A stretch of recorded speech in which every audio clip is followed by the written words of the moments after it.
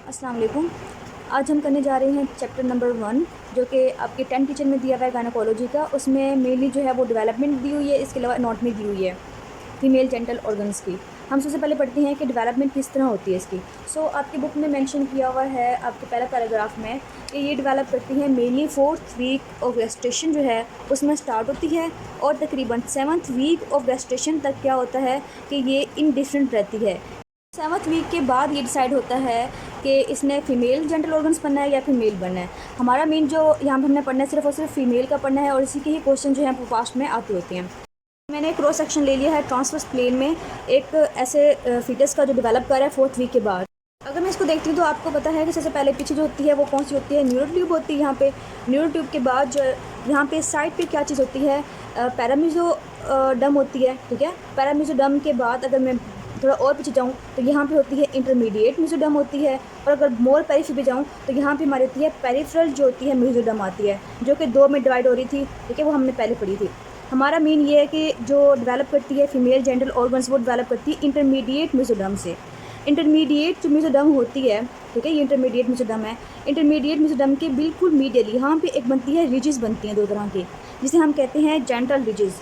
अब ये जो जेनिटल रिजेस होती हैं इसको मैं शो करूँगी यहाँ पे इस जगह पे। ठीक है, तो यहाँ पे जेनिटल रिजेस क्या बनाएंगी, यहाँ बनाती हूँ मैं जेनिटल रेड से। ये बनाएंगी ओवरीज बनाएंगी। ये डेवलप कर सकती हैं मेल फीमेल दोनों गोनेट्स में, लेकिन हम तो फीमेल पढ़ रहे हैं तो फीमेल में किस में डेवलप करेगी, ओवरीज में डेवलप करेंगी। तो इसके साथ ये डक्ट होती है जो कि इंटरमीडिएट मेसोडर्म से ही हर चीज़ बन रही होती है। इसमें जो ये होती है हम कहते हैं पैरामीजोनेफ्रिक डक्ट कहते हैं। अब इस डक्ट को हमने एक और नाम भी दिया था जिसे हम कहते हैं मोलेरियन डक्ट। ठीक है, मोलेरियन डक्ट जो है वो मेन होता है किसका, फीमेल्स के जेनिटल ऑर्गन्स बनाने के लिए। ये पैरा हम क्यों कहते हैं, पैरा हम इसलिए कहते हैं क्योंकि ये बिल्कुल जो है मीजोनेफ्रिक डक्ट के साथ होता है। अंदर की तरफ ये वाली चीज़ क्या होगी, ये होगी मीजोनेफ्रिक डक्ट। इसका एक और नाम हमने पढ़ा था जिसे हम कहते थे वुल्फियन डक्ट। और आपको पता है कि वुल्फियन डक्ट जो होती है वो मेनली कौन से ऑर्गन बनाती है, मेल के। अगर इसमें डेवलप करेगा ये ऑर्गन सिस्टम फीमेल के अंदर तो वुल्फियन डक्ट जो है वो बिल्कुल रिग्रेस कर जाएगी, और जो मोलेरियन डक्ट है वो परसिस्ट करेगी, और परसिस्ट करने के बाद फीमेल्स के ऑर्गन्स बनाएगी। अच्छा, इसके अलावा जो अगर हम बात करें यहाँ पे एक और स्ट्रक्चर भी होता है जो कि इंपॉर्टेंट नहीं है, खैर मैं बता देती हूँ कि यहाँ पे जो होती है एक होती है मेसोनेफ्रोज होती है जो कि नेस्ट और किडनीज वगैरह बनाती होती हैं। इन सब के साथ आपको स्ट्रक्चर नजर आ रहा होगा रेड कलर का। ठीक है, ये क्या चीज़ होती है, ये होती है गोबरनैकुलम होती है। गोबरनैकुलम जो होती है वो फर्दर जो है ना लिगामेंट्स वगैरह बनाती है। लिगामेंट्स के अलावा इसने क्या करना होता है, इसने जो ये ओवरीज बन रही होती हैं इनको डिसेंड करना होता है, इनको जो है ना गाइड करता है कि आपने किस पोजीशन पे आके ठहर जाना है। ठीक है, तो ये पोजीशन मेंटेन कर, और यहाँ पे इसने बनाना होता है एक राउंड लिगामेंट, और राउंड लिगामेंट जो है रन करती है वो कहाँ से रन करती है, यूट्रस से अटैच होती है। अटैच होने के बाद जाती है इंग्वाइनल कैनाल तक जा रही होती है। ठीक है, ये फीचर की बात है, उसमें बनाना होता है इसमें। हम अभी बात कर रहे हैं कि इसने फीमेल्स के डेवलप करना है तो कौन कौन से स्ट्रक्चर जो है ना इंपॉर्टेंट है। हमने बता दिया कि पैरामीजोनेफ्रिक डक्ट जिसे हम कहते हैं मोलेरियन डक्ट जो कि बहुत इंपॉर्टेंट है, ये डेवलप करती है। और उसके बाद हमने बात की गोबरनैकुलम, और उसके बाद जो है वुल्फियन डक्ट। वुल्फियन डक्ट ने क्या करना है कि रिग्रेस कर जाए, क्योंकि हम जो है फीमेल्स का बना रहे हैं। अब ये रिग्रेस कैसे करेगी, इसमें कौन से स्ट्रक्चर ऐसे होते हैं जो कि रिग्रेस करने वाले हैं। पहले बता दूं आपको कि जो मोलेरियन डक्ट आ रही होती है दोनों तरफ आती है, आने के बाद इसने कंबाइन करनी है, दरमियान में फ्यूज़ करना है, फ्यूज़ करने के बाद ये ओपन होती है। यहाँ पे इसे हम कहते हैं साइनस, जिसे कहते हैं यूरोजेनिटल साइनस। ठीक है, आपने इसको याद रखना है, यूरोजेनिटल साइनस है ये। इसमें इसने आके ओपन होना होता है। ओपन होने के बाद इसमें एक बनाना होता है ट्यूबरकल, मेनली जो है यहाँ पे ट्यूबरकल बनता होता है, इसे हम कहते हैं ट्यूबरकल। ये ट्यूबरकल जो है वो फर्दर जो है ना वो बनाता है स्ट्रक्चर, मैं बताती हूँ आपको। अच्छा, यूरोजेनिटल साइनस जो होती है, साइनस जो इसके पोस्टीरियर की तरफ जो है ये स्ट्रक्चर आके ओपन होता है। ये साइनस बहुत इंपॉर्टेंट है क्योंकि यहाँ पे यूरिनरी सिस्टम भी बन रहा होता है, मीन ब्लैडर का भी फॉर्मेशन हो रही होती है, और साथ ही साथ ये बना रहा होता है lower part of the vagina. ठीक है, और इसके अलावा यहाँ पे जो इसके इस तरह से फोल्ड होते हैं, और यहाँ पे एक जेंटल ट्यूबरकल होता है, ये मिल के जो है ना एक्सटर्नल जेनिशियलिया बना रहे होते हैं, किसका, फीमेल का बना रहे होते हैं। आप यहाँ पे नोट कर लें कि जो जर्म सेल्स आते हैं किसके अंदर, ओवरी के अंदर, क्योंकि यहाँ पे तो ओवरी बन गई लेकिन इसमें जर्म सेल्स कहाँ से आएंगे। आपने बात याद रखनी है कि हम पहले भी पढ़ा था एमपीओ में कि योग सैक में जो जर्म सेल्स होते हैं वो मूव करते हैं, इस तरह से माइग्रेट करने के बाद जो है वो ओवरी में चले जाते हैं, वहाँ पे जो है फॉलिकल्स वगैरह की फॉर्मेशन होती है बाद में। वैसे कौन से फैक्टर्स हैं जिसकी वजह से ये फीमेल में बनेगा। हमने बात याद रखनी है कि जो क्रोमोसोम्स होते हैं, अगर तो है XY क्रोमोसोम, ठीक है, XY क्रोमोसोम है। क्रोमोसोम पता है कि एक लॉन्ग आर्म होता है और एक शॉर्ट होता है। शॉर्ट आर्म के ऊपर एक हमने पढ़ा था कि SRY जीन होते हैं। तो इस शॉर्ट आर्म पे होता है SRY जीन, जिसे हम कहते हैं sex determining region of Y chromosome. इसने क्या करना होता है कि इसने इसको ले जाना होता है मेल की तरफ, ठीक है। इसके अलावा फर्दर जो जब डेवलप हो जाती है मेल गोनेड्स डेवलप हो जाते हैं, तो जो मेल गोनेड्स होती हैं वो उसमें होते हैं सर्टोलाइज सेल्स होते हैं, ठीक है।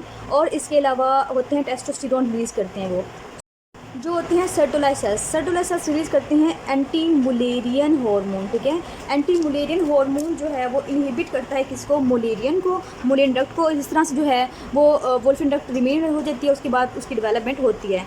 और जो होते हैं लीडिंग सेल्स होते हैं वो टेस्टोस्टेरोन रिलीज़ करते हैं। ये फीमेल का तो हमने इसका इंपॉर्टेंट नहीं है, लेकिन अगर ये SRY नहीं होगा, ये सब चीज़ें नहीं होंगी, तो इसके नतीजे में जो ये डेवलप कर जाएगा किसके अंदर, फीमेल के अंदर। लेकिन एक और फैक्टर भी होता है कि ओवरी जो होती हैं, ओवरीज इसकी, वो भी इसको असिस्ट करती है डेवलपमेंट करने में फीमेल की तरफ।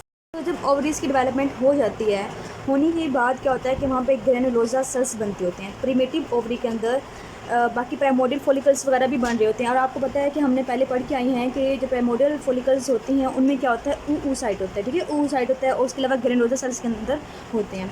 और होने के बाद इसके जो मैक्सिमम नंबर बनते हैं प्राइमोडियल फॉलिकल्स के, वो बनते हैं 20th वीक ऑफ गेस्टेशन, जो है ना इसके मैक्सिमम नंबर बन रहे होते हैं। उसके बाद जो है ना वो टेज़र वगैरह हो रही होती है, होने के बाद जो है ना ये इसकी जो काउंट होता है वो कम हो जाता है। बर्थ पे जो होते हैं 1 to 2 मिलियन जो है ना वो होते हैं। लेकिन जब ये पहुँचते हैं प्यूबर्टी पे या फिर मिनार्ची हम कह दें, तब जो होता है तकरीबन 3 to 4 लाख जो है ना वो रह जाते हैं प्राइमोडियल फॉलिकल्स। पहले पढ़ के आई हैं कि जो oocyte की जो डेवलपमेंट हो रही होती है वो फर्स्ट मियोटिक पे रुक जाती है, और रुकने के बाद जब ये फर्दर जाता है प्रोसेस में, ओव्यूलेशन में, वहाँ पे जाके इसकी फर्दर डेवलपमेंट हो रही होती है, डिवीजन जो है वो फर्दर वहाँ पे होती है। हम करते हैं कौन कौन से स्ट्रक्चर्स किस किस से बन रहे होते हैं। सो आपने बात याद रखनी है कि ये तो होगी रिग्रेस, तो हम इसको करते हैं ख़त्म, ठीक है। ये सारी रिग्रेस हो गई है। बाकी रह गई इसमें क्या चीज़ रह गई है, पैरामीजोनेफ्रिक डक्ट। ये डेवलप करता है फैलोपियन ट्यूब्स डेवलप करता है, एक यहाँ और एक यहाँ। अब ये आने के बाद जब यहाँ पे कंबाइन होता है, जब ये फ्यूज़ होता है, यहाँ पे फ्यूज़ होने के बाद इसने डेवलप करने हैं कौन कौन से स्ट्रक्चर, ये आपके इंपॉर्टेंट हैं। यूक्यूज़ हैं, कौन कौन स्ट्रक्चर डेवलप करेगा फ्यूज़ होने के बाद, तो अपनी बात रखनी कि यहाँ पर डेवलप होगा। एक तो डेवलप करेंगे ये यूट्रस पूरे का पूरा, ठीक है। और यहाँ पे फैलोपियन ट्यूब्स आ गई हैं, यहाँ पे यूट्रस आ गई है। यूट्रस के बाद जो है सर्विक्स डेवलप होगी इस फ्यूज्ड मुलेरियन ट्यूबरकल से। और उसके बाद जो है ना अपर 2/3 जो है ना वो वजाइना डेवलप करेगी इसे। अच्छा, अब 1/3 जो है वो किससे डेवलप करती है, तो वो आपने याद रखनी है कि इसका जो लोअर पार्ट होता है, अब लोअर पार्ट जाएगा किसके अंदर, यूरोजेनिटल साइनस के अंदर। अब हमने बता दिया कि अपर पार्ट जो ये ट्यूबरकल आ रहा है, मुलेरियन का जो फ्यूज पार्ट है, उससे कौन कौन स्ट्रक्चर बनते हैं ये हमने कर लिया, ठीक है। अब 1/3 ऑफ लोअर वजाइना जो है वो किससे बनेगा। सो ये मैंने बताया था आपको कि ये यूरोजेनिटल साइनस है। यूरोजेनिटल साइनस के अंदर बनते हैं साइनोवजाइनल बल्ब। यहाँ बनते होते हैं 2 पेयर्ड बनते हैं साइनोवजाइनल बल्ब, और ये जाते हैं प्रोक्सिमल की तरफ, और ये फ्यूज़ करके इस तरह से फ्यूज़ करने के बाद एक प्लेट बनाते हैं जिसे हम कहते हैं वजाइनल प्लेट कहते हैं, ठीक है। तो लोअर 1/3 जो होती है ये पार्ट जो बनाता है कौन बनाएगा, साइनोवजाइनल की प्लेट। अब यूरोजेनिटल साइनस जो आ रहा था इस तरह से, आने के बाद ये आगे प्लेट बनाता है जिसे हम कहते हैं, जो कि फ्यूचर में जाके बनाएगा हाइमन बनाएगा, ठीक है। सो ये जो वजाइना का पार्ट है, 3 पार्ट होते हैं, 3 चीज़ें डेवलप करते हैं। एक बनाएगा मुलेरियन ट्यूबरकल से, सेकंड हमने कहा कि ये साइनोवजाइनल बल्ब, ठीक है, जो कि फ्यूज़ करते हैं, फ्यूज़ करने के बाद प्लेट बनाती हैं, प्लेट बनने के बाद वहाँ पर कैनलाइजेशन होती है तो वो बन जाता है। जो लोअर पार्ट होता है यूरोजेनिटल साइनस का, वो बना देता है हाइमन। इस तरह से बन गई ये इसका पार्ट। यहाँ बाहर की तरफ होता है जेनिटल ट्यूबरकल, ठीक है, और इसके अलावा जेनिटल फोर्स होते हैं। तो ये जो पार्ट होते हैं ये बनाते हैं एक्सटर्नल जेनिटल बनाते होते हैं। अगर हम अपना यूक्यू जो है वो रिवाइज़ करें, वो पूछते हैं कि जो फीमेल जेनिटल सिस्टम है वो कौन से उसके जो है ना डेवलपमेंट के लिए कौन कौन स्ट्रक्चर्स जो वो होते हैं। सो आपने बताने हैं सबसे पहले कि यहाँ पे होते हैं जेंटल रिजिस से बनेंगे ओवरीज। इसके अलावा मोलेरियन डक्ट या फिर पैरामीजोनेफ्रिक डक्ट का जो अपर पार्ट होता है, जो कि अनफ्यूज्ड पार्ट होता है, वो बनाएगा फैलोपियन ट्यूब। और जो उसका फ्यूज्ड पार्ट आता है वो बनाएगा कौन कौन स्ट्रक्चर बनाएगा, एक बना देगा यूट्रस, यहाँ पे इसकी कैनलाइजेशन हो जाती है, ठीक है। कैनलाइजेशन होने के बाद यहाँ बना देगा यूट्रस के बाद सर्विक्स के बाद अपर 2/3 ऑफ द वजाइना, जो कि बनती है किससे बनती होती है, ट्यूबरकल होता है जिसे हम कहते हैं कौन सा ट्यूबरकल, मुलेरियन ट्यूबरकल। यहाँ पे जो है साइनोवजाइनल बल्ब आते हैं, वो बल्ब आने के बाद वो लोअर 1/3 बनाती है, और यहाँ पे जो ये यूरोजेनिटल साइनस का जो पार्ट था, जो कि लोअर पार्ट था, उसे हम कहते हैं कि वो हाइमन बनाता है। और इसके अलावा बाहर जो है जेनिटल ट्यूबरकल्स, और इसके अलावा जो जेनिटल होते हैं फोर्स होते हैं वो बनाते थे एक्सटर्नल जेनिटल बनाते थे। इस तरह से ये जो है कंप्लीट स्ट्रक्चर बनता होता है। अगर वो आपसे अलग से पूछ ले कि सिर्फ और सिर्फ मोलेरियन डक्ट से क्या चीज़ें बनती होती हैं, फिर आप क्या बताएंगे? आपने सिर्फ बताना है कि फैलोपियन ट्यूब, यूट्रस, ठीक है, सर्विक्स, अपर टू थर्ड होता है, विजाइना, सिर्फ ये पार्ट बताने हैं जो कि सिर्फ और सिर्फ मोलेरियन डक्ट से बनते होते हैं। हाँ जी, अब हम नेक्स्ट करते हैं कि इससे जो है ये पार्ट डेवलप कर गया है। अब डेवलप करने के बाद अब हमने पढ़नी है थोड़ी सी एबनॉर्मलिटीज़ जो कि आपके चैप्टर के एंड में दिया हुआ है, जिसमें लिखा हुआ है मोलेरियन की जो एबनॉर्मलिटीज़ है वो कौन सी हो सकती हैं। सो हमारी जो मोलेरियन डक्ट थी उससे क्या बन गया? फैलोपियन ट्यूब्स बन गए। उसके लोअर पार्ट से जो है वो यूट्रस बन गया। यूट्रस के बाद यहाँ बनता है सर्विक्स। इस तरह से ये पार्ट बनता होता है कि इसका सर्विक्स का बनता होता है। ये यूट्रस होगी, ये सर्विक्स होगी। सर्विक्स के बाद जो है हमने बताया था कि यहाँ पे जो स्टार्ट होता है विजाइना, और विजाइना के बाद जो लोअर पार्ट होता है ये किससे बनता होता है? ये बनता है यूरोजेनिटल साइनस से। बात करें मोलेरियन डक्ट की एबनॉर्मलिटीज़ की तो क्या क्या होती है, तो आपने ये बात याद रखनी है कि मोलेरियन डक्ट अगर ये कैनालाइज हो रही है यहाँ से, ठीक है, अगर ये कैनालाइज ना हो उसे हम कहते हैं ऑब्स्ट्रक्टिव मोलेरियन डक्ट। और ये बात याद रखनी है कि मोस्टली वो कहाँ किस लेवल पे होती है? इसकी ऑब्स्ट्रक्शन वो होती है हाइमन के लेवल पे। सो अगर इसे यहाँ पे अगर इसकी होती है परफोरेशन, ठीक है, इस तरह से हल्की हल्की जो इसकी परफोरेशन होती है ताकि जो जब मिनार्ची स्टार्ट होती है जो होता है वो इससे फ्लो करता होता है इससे आउट, ठीक है। और अगर सपोज करें कि यहाँ पे इसकी जो है वो इन परफोरेट रह गई, ये परफोरेशन इसकी नहीं हुई, इसकी बिल्कुल क्लोज रह गई है। सो जब प्यूबर्टी के लेवल पे जब फीमेल जो है प्यूबर्टी के लेवल पहुँचती है, जो उसके मिनार्ची स्टार्ट होते हैं जिसको, उसके बाद क्या होता है कि हर मंथ जो है ना उसकी ब्लीडिंग होती है। ब्लीडिंग होने की वजह से क्योंकि आउटफ्लो तो ऑब्स्ट्रक्टेड है, आउटफ्लो ऑब्स्ट्रक्टेड होगा तो यहाँ पे एक्युमुलेशन हो जाएगी। हर मंथ ऐसी जो फीमेल होती है वो प्रेजेंट करती है 14, 15, 16 ईयर्स ऑफ एज में। और प्रेजेंटेशन क्या होती है? वो प्रेजेंट करती है कि हर मंथ जो है उसके लोअर एब्डोमेन में पेन होती है और इसके अलावा स्वेलिंग भी होती है। और जब एग्जामिनेशन करते हैं तो वहाँ पे क्या होती है, जो हाइमन है वो इम्परफोरेट है तो क्या होगी कि ये रेड कलर की होगी और बल्जिंग टाइप होगी। अगर ये थोड़ी सी थिन है क्योंकि यहाँ पे जो है ब्लड एक्युमुलेट हो गया है, उसे हम कहते हैं हेमाटोकोल्पस। हेमाटोकोल्पस जो होती है यहाँ पे बहुत जो है ना ये जो पार्ट है वजाइना की बहुत ज़्यादा इस तरह से बल्ज कर जाता है और इस तरह से हर मंथ जब ब्लीडिंग होती है तो वो फ्लो आउट नहीं करती, तो वहाँ पे उसको पेन होती है। तो ऐसी जो पेशेंट है प्रेजेंट करती है प्राइमरी एमेनूरिया के साथ कि उससे मिनार्ची हुई नहीं है।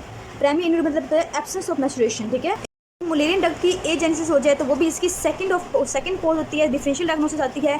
उसमें क्या होता है कि उसमें हमें यहाँ से जो है उसकी जो ये वाले हेमाटोकोर्पस जो बन रहा है उसकी वजह से हमें बल्जिंग नज़र नहीं आती, बल्कि हमें जो वजाइना है वो बिल्कुल ब्लाइंड नज़र आती है। इस तरह से ब्लाइंड होती है क्योंकि वो एजेंसिस हो गई है, वो बनी ही नहीं है। जब वो बनी ही नहीं है, एजेंसिस हो गई है सबकी, ठीक है, वो सारी क्लोज हो गई है। मीन आप अगर यहाँ पे देखें तो ये सारी की सारी क्लोज है, ये सारी क्लोज होगी तो कोई भी इसमें फ्लो नहीं होगा, ठीक है। हम जब अल्ट्रासोनोग्राफी करते हैं और जब इम्परफोरेट हाइलम होती है तो हमें यहाँ पे हेमाटोकोल्पोस नज़र आता है।